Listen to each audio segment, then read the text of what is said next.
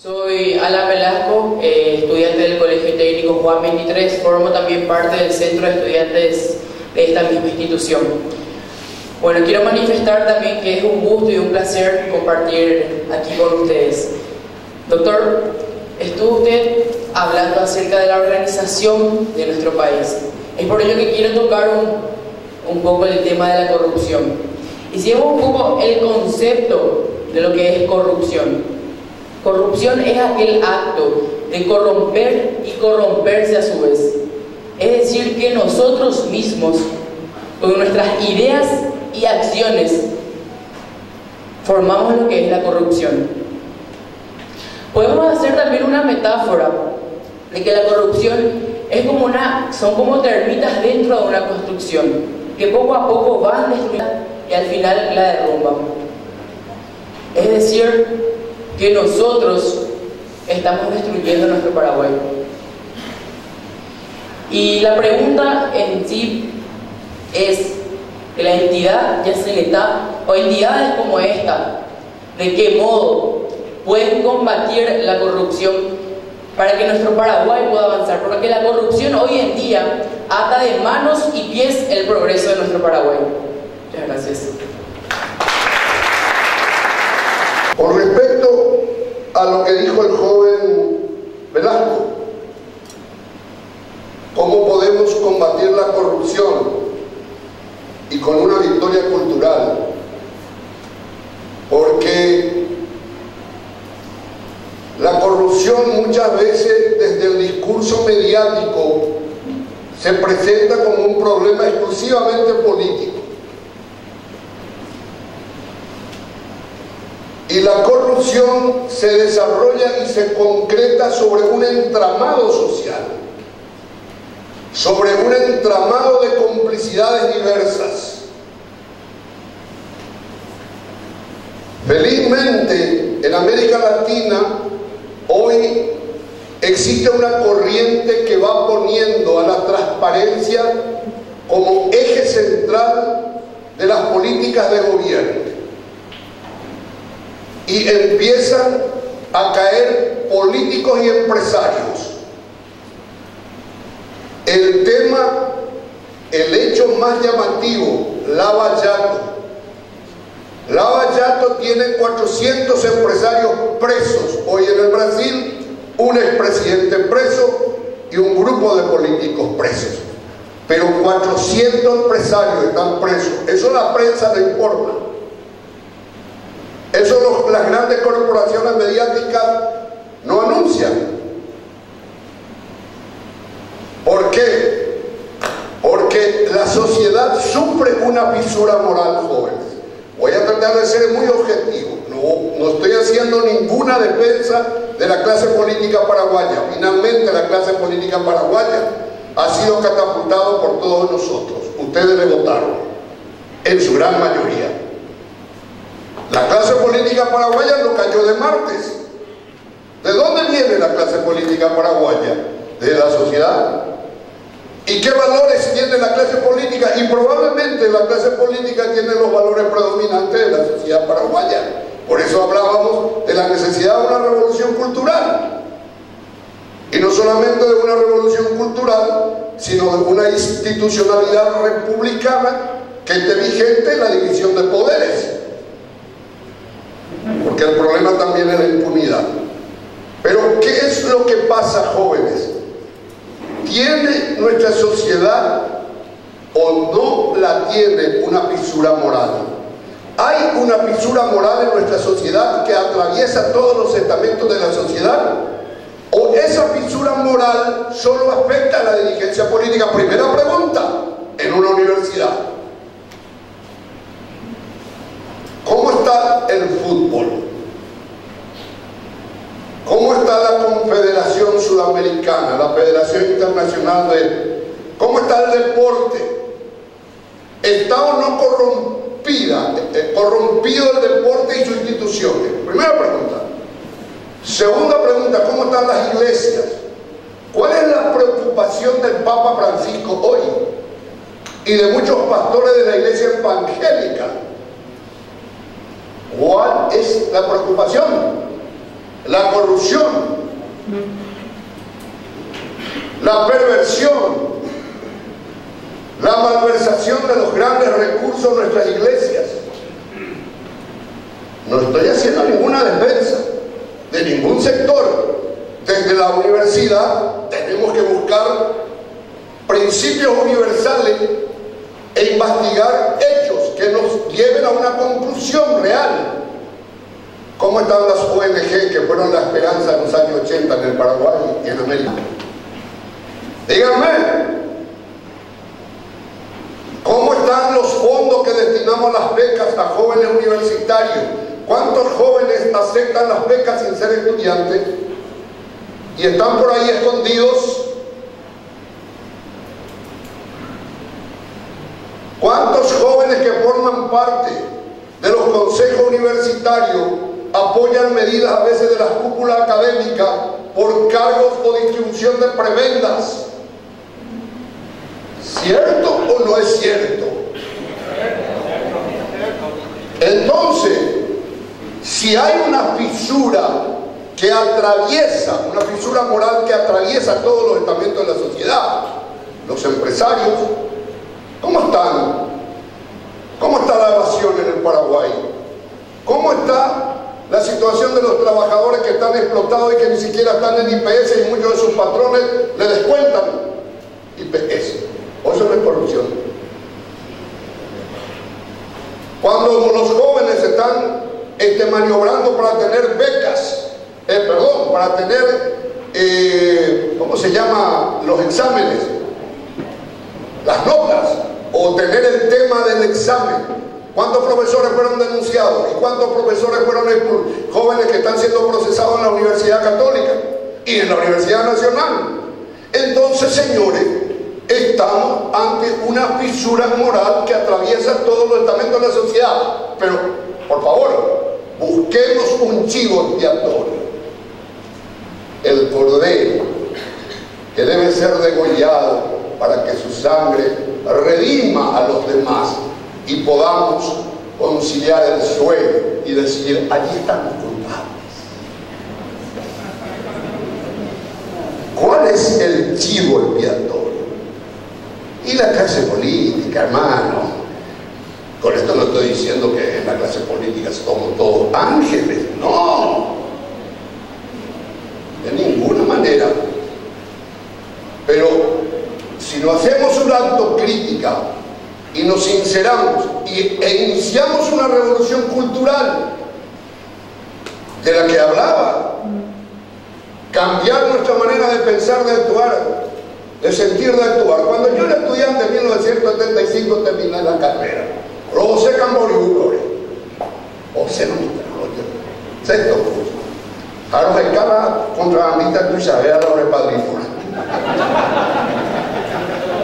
Pero lo hacíamos con naturalidad, porque esa era la práctica. Eso se naturalizó. Ah, repadrino, pero hola, le decía yo era presidente de la República, muchos campesinos, trabajadores que se sacrificaban por sus hijos, se recibían de subtenientes, se recibían de oficiales y llegaban y me decía el presidente del mundo: mira, señor Pedro Juan, jamás hay que contar por la mano.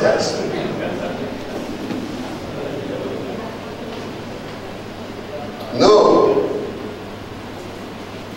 Evidentemente la dirigencia política, por su exposición pública, por el manejo de la cosa pública, es la que está en la vidriera y es la que evidentemente tiene que tener mayor rigor en el manejo ético. ¿Por qué cae la izquierda en América Latina, jóvenes? ¿Por qué viene Bolsonaro?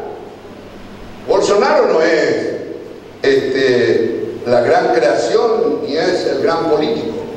Bolsonaro recoge el voto bronca. Bolsonaro recoge el hastío de la sociedad brasileña hacia los partidos políticos. Bolsonaro recoge la decepción colectiva por la corrupción de la dirigencia política brasileña, porque miren, Fernando Henrique Cardoso, que es considerado uno de los líderes intelectuales más brillantes de Brasil, en la primera ronda su partido tuvo 1,4 de votos. Temer, presidente brasileño, su partido tuvo 4,2. Entonces, hay un hartazgo.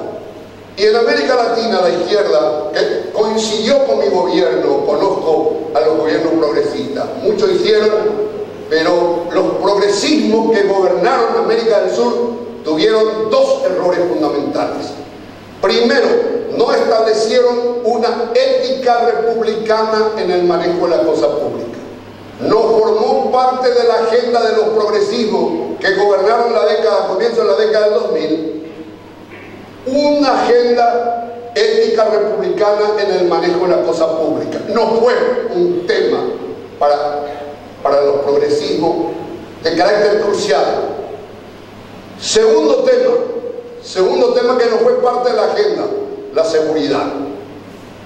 Entonces, ¿sobre qué cabalga Bolsonaro? ¿Sobre qué cabalgó Macri para llegar al poder? Sobre la corrupción, la falta de transparencia y la inseguridad.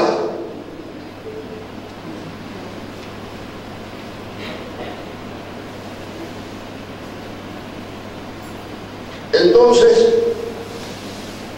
tenemos que establecer un contrato social, político, donde hagamos compromiso de una nueva ética republicana en el manejo de la cosa pública. ¿Eso qué significa?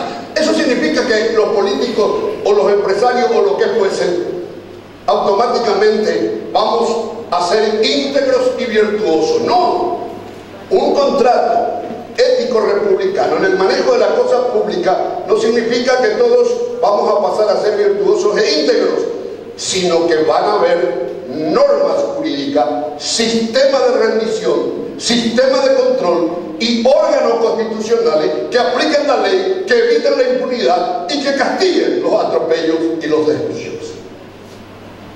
Pero si seguimos teniendo un consejo de la magistratura formada por agentes políticos devenidos de la voluntad popular, ¿y cómo vamos a evitar entonces que los ministros de la Corte y los jueces estén descontaminados de intereses políticos si el consejo que va a definir la terna y la designación está integrado por representantes de partidos políticos o de los gremios devenidos de una lucha popular, del voto? Entonces, ese es el gran debate. Entonces, señores estudiantes de Derecho que están acá y jóvenes, cuando hablan de cómo vamos a tener una justicia mejor, mi gobierno cambió 6 ministros, yo dije vamos a pulverizar la Corte, pulverizamos, y me parece que elegimos peor. Pero bueno, pero esa es la realidad. Yo vengo a contarles lo que me pasó, no lo que me contaron. Y pues yo les voy a decir una anécdota. Estábamos, ese discurso de los líderes políticos que vamos a elegir los mejores, creo que ahora más o menos está camino a eso. Lo veo. Pero cuando yo era presidente, comienzo el 2000, eso hace cuántos años, del 2003, ¿cuánto? Hace 12, 13 años, 15 años, pasó. Cuando yo fui presidente solo había el Orcus.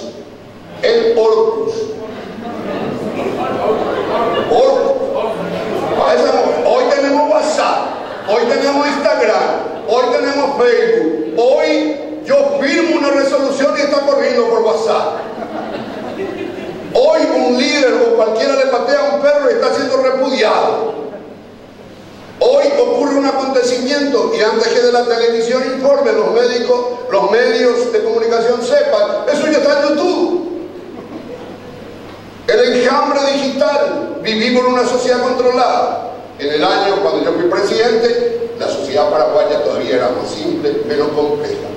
Y le voy a contar al joven cómo cambió, que es parte un poco del cambio cultural del que les hablé. En el 2002, 2001, yo era candidato a presidente, llegaba a la casa de un señor, de un dirigente acá en Bucú, en el país, y a usted me dijo, no, yo la cerró a veces mío, por eso a vender un meme, la tecote, y mayu, a veces mire, cosas se espera de voto, la dejó tranquilo. Atender. 15 años después, recorrí para la senaduría que no me dieron algunos senadores, pero no importa eso. Mejor, ya los tiempos de Dios son perfectos. Si no tenía que estar con Payo Cuba ahí, entonces, pero, ahora estoy en la ciudad. No, lo digo con cariño. Entonces, ¿qué me dice en esta recorrida cómo cambió la gente? ¿Cómo cambió? ¿Cómo hubo un proceso cultural? Amajé, o Ángala, de todo, hace un año. Ahí se ganó. Te digo, yo me abuela de la ceroga. Se le llamina también que también se recuerdan. Y ya anduvimos orejehuí, la orera de cuera. Tenemos que también de cuera se envíe con él. O sea, todo el patriarcado está en decadencia y los hijos deben ser consultados. ¿Por qué? Porque había un proceso cultural en que el conocimiento se ha ido acumulando en las familias que en el pasado no tenían posibilidad de acceso a la educación. Y ese es un cambio cultural. A veces me esco, se está fijando, oye, se queda como 500 años. No, hoy no.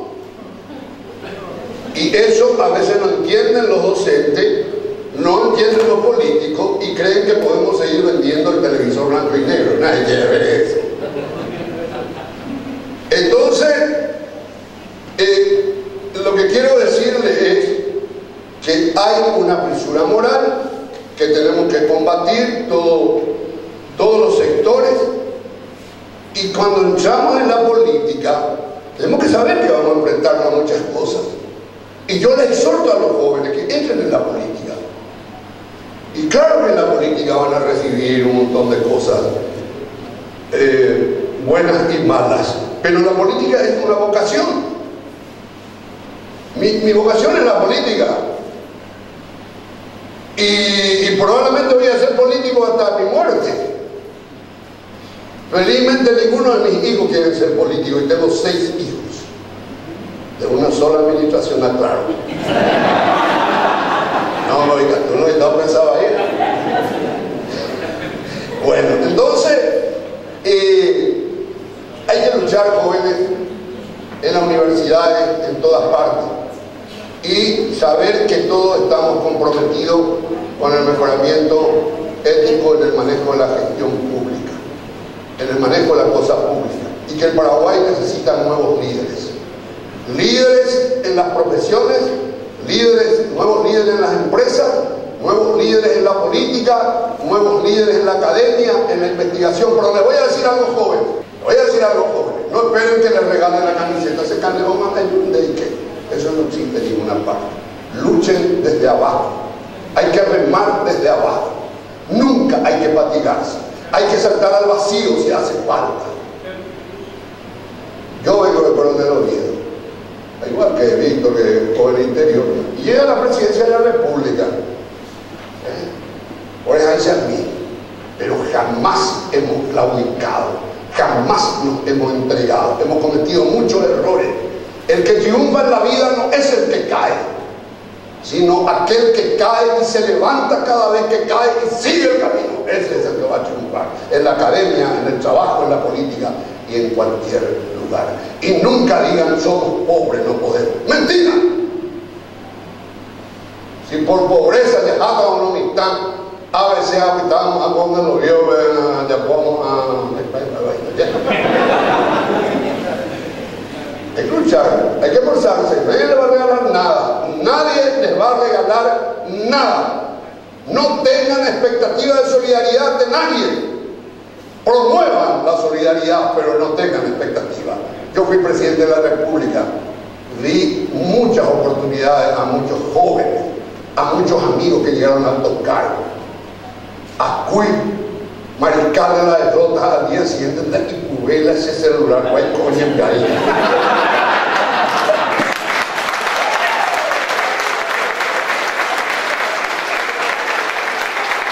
Tuve la suerte de que Gloria me